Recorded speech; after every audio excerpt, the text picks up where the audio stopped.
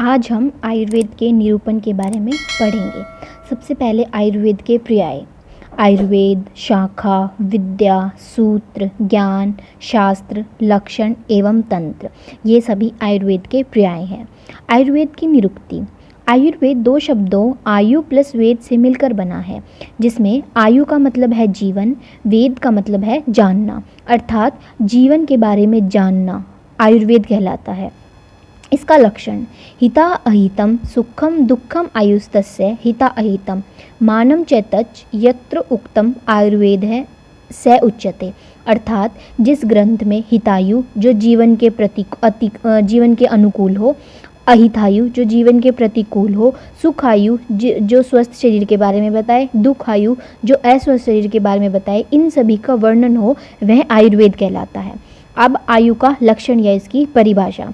शरीर इंद्रिये सत आत्मा संयोगे धारी जीवितम नित्यश्च अनुबंधश्च प्रायर आयुर उच्यते, अर्थात जिसमें शरीर, इंद्रिय, सत्व, आत्मा इन सभी का संयोग हो और उससे जीवन धारण किया गया हो, जो नित्य है और जो अनुबंध है, उसे आयु कहते हैं।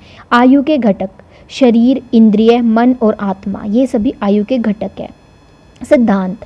अब इसमें एक सिद्धांत आता है जिसकी परिभाषा इस प्रकार है। सिद्धांतो नाम स ये परीक्षकेर बहुर्विधः परीक्षके हेतुर्भिश्चय साधित्वा स्वास्थ्यते निर्णय, अर्थात जिसमें हम वो बार बार परीक्षा करके देखते हैं, उसके बाद उन परीक्षाओं का एक निर्णय निकाला जाता है, उस निर्णय को सिद्धांत कहते हैं।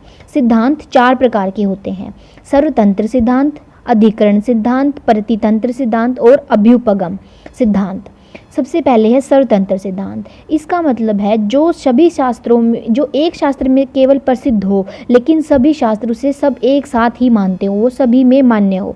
जिस प्रकार किसी रोग का निदान या कोई रोग साध्य है, अर्थात किसी रोग को एक ग्रंथ में साध्य बताया गया है तो वह रोग हर किसी भी ग्रंथ में साध्य ही होगा। प्रतितंत्र सिद्धांत। जो एक शास्त्र में प्रसिद्ध हो किंतु दूसरे शास्त्र से न मानता हो, जिस प्रकार आयुर्वेद में 6 रस माने गए हैं किंतु अन्य शास्त्रों ने 8 रस माने हैं।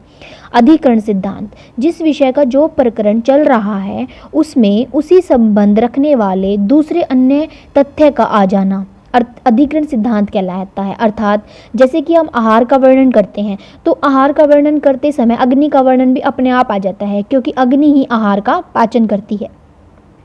अभ्युपगम सिद्धांत। अप्रमाणित, अपरीक्षित, अनुपदिष्टित व अहेतुक बात को वैद लोग वाद विवाद के समय मान लेते हैं, अर्थात कोई चीज़ प्रमाणित ना हुई हो, किसी चीज़ की परीक्षा ना हुई हो, जिसका कोई उपदेश ना दिया गया हो या जिसका कोई हेतु ना हो, तो वैद लोग उसको वाद विवाद के समय मान लेते हैं। उसी सिद्धांत को अभ्युपगम सिद्धांत कहते हैं। जैसे कि कभी द्रव्य को प्रधान कह देते हैं, कभी गुण को प्रधान कह देते हैं, किंतु इन दोनों बातों का कोई प्रमाण नहीं है, इनका कोई परीक्षण नहीं किया गया। अब आयुर्वेद के मौलिक सिद्धांत। जैसे कि पता है मूल को लक्ष्य करके जो सिद्धांत बताए जाते हैं वह मौलिक सिद्धांत कहलाते हैं। ये मौलिक सिद्धांत जो होते हैं न तो किसी प्रयोगशाला में बैठकर स्थापित किए जाते हैं, ना फिर किसी जीव जंतु पर परीक्षण करके किए गए हैं, किंतु यह तो जो भी आयुर्वेद के आचार्य हुए, जो भी आयुर्वेद के महर्षि हुए हैं, उन्होंने अपने अनुभव के आधार पर इनकी रचना की है। जो भी उन्होंने अपने शरीर को इसका प्रयोगशाला का घर माना है और अपनी जो आध्यात्मिक दृष्टि है उससे इन सिद्धांतों की स्थापना की है, और सभी विद्वानों ने सर्वसम्मत होकर इन्हें आयुर्वेद के मौलिक सिद्धांत कहा है। और ये ही मौलिक सिद्धांत आयुर्वेद की रीढ़ की हड्डी माने जा सकते हैं। इन सिद्धांतों पर ही आयुर्वेद की औषधियाँ, उनका काम होता है, उनकी चिकित्सा होती है। आयुर्वेद की चिकित्सा आधारित है। लेकिन अगर हम इन सिद्धांतों को ना माने तो आयुर्वेद की जो चिकित्सा है, आयुर्वेद के जो अनुसंधान है, वो उनको खतरे में पड़ जाएंगे। तो यह इन्हीं सिद्धांतों के ऊपर आयुर्वेद जो है वो सहस्त्र शताब्दियों से, सहस्त्र सालों से वो चलता आ रहा है। ये सिद्धांत इस प्रकार है। जैसे कि त्रिगुण। तीन ही गुण माने गए हैं, सत्व रज तम। 3 दोष माने गए हैं, वात पित्त कफ। 5 महाभूत आकाश वायु अग्नि जल पृथ्वी। 7 धातु रस रक्त मांस मेद अस्थि मज्जा शुक्र।